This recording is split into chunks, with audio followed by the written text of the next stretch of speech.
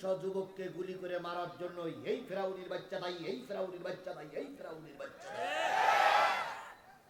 ছাত্র আন্দোলনে 1600 মানুষকে গুলি করে মারা হয়েছে। কথা বলেন, কথা বলেন, কথা বলেন।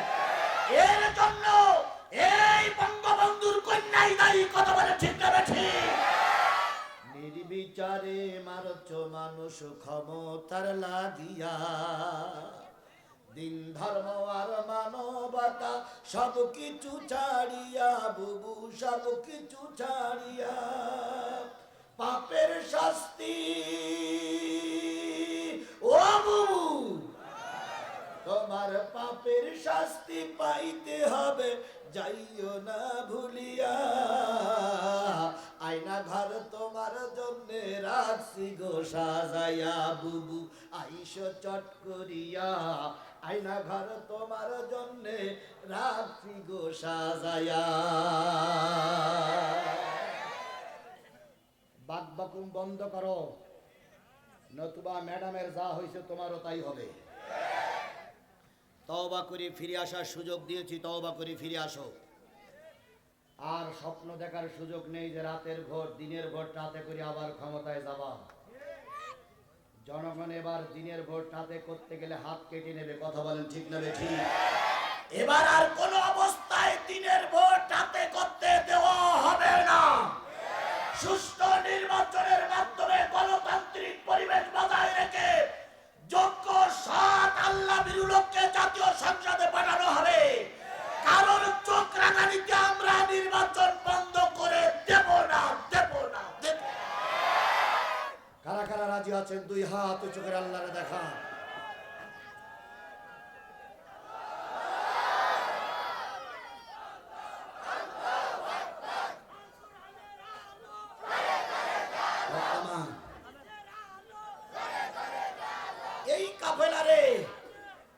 এই কাফেলারে মাসবাতে ওয়াজ বন্ধ করে দিতে আমার মনে যে কত কষ্ট লাগবে তার কোনো ইয়াত্তা নেই।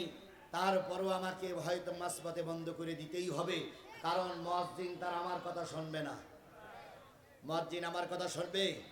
সুতরাং আমার দিকে সবাই যে যেখানে আছেন দাঁড়ানো বসায় যে যেখানে আছেন, আমি বারবার ঘড়ি দেখতেছি, আজানের আগেই আমি আজানের সাথে সাথে আমি ছেড়ে দেওয়ার জন্য চেষ্টা করব। খেয়াল করতে হবে বন্ধুগণ, তিনজনকে নিয়ে রাসূল ঘুমাতেন, মনে আছে তো? হাসান, হোসাইন, ওসামা। এমত অবস্থায় ইহুদি এক লিডার কি করলো বলে গেছেন? চুরি করলো। চুরির নির্দেশ হলো কি কেটে দাও, কি কেটে দাও, হাত কেটে দাও। আল্লাহ নবীর কাছে বাদী বিবাদী বক্তব্য পেশ করলেন। পেশ করার পরে আসরের আজান হয়ে গেল। নবীজির মুভমেন্ট দেখে, নবীজির চেহারা দেখে সকলে অনুমান করলেন নবীজি নামাজ পড়ে সে এই রায় কার্যকর করবে, আর এই রায় কার্যকরের দৃষ্টান্ত হলো হাত কেটে দেবে। এখন ইহুদিদের এলাকায় আমরা আসছি, যদি হাত কেটে দেয় সব ইহুদিরা মুসলমানদের বিপক্ষে চলে যাবে, তাতে করে মুসলমানদের ক্ষতি হবে। আবু বকর ওমর ওসমান সবাই চিন্তা করলেন নবী হাত কাটার রুলটা যদি একটুখানি স্থগিত করতেন মুসলমানদের উপকার হতো। নবীজির ভাব লেগে বসলেন, কারোর অনুরোধ নবীজি রাখবেন না। আজকে বাংলাদেশের কিছু লোক ভয় পাচ্ছে ভারতের মতন ইহুদির বাচ্চারা আমাদের ক্ষতি করবে। ডাক্তার মোহাম্মদ ইউনূস গতকালকের আগের দিন বলে দিয়েছে, একটা পুলিশি লাশ ফেরালে আগে দাঁড়াতো কয়জন? স্বরাষ্ট্রমন্ত্রীর কাছে এসপি সাহেব ফোন দিচ্ছে না স্যার, একজন মল্লি 4 জন দাঁড়ায়।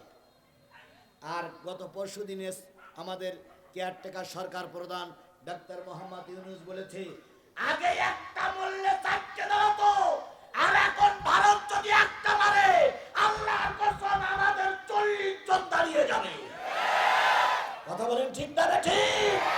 আমরা ভারতের দালাল নই, ভারতের দালাল ভারতের দেশে চলে গেছে। বলুন তো ভারত কি বাংলাদেশের বন্ধু না শেখ হাসিনার বন্ধু? স্পষ্ট করে বলতে আওয়ামী লীগকে বাকবাকুম বন্ধ করো, বাকবাকুম বন্ধ করো।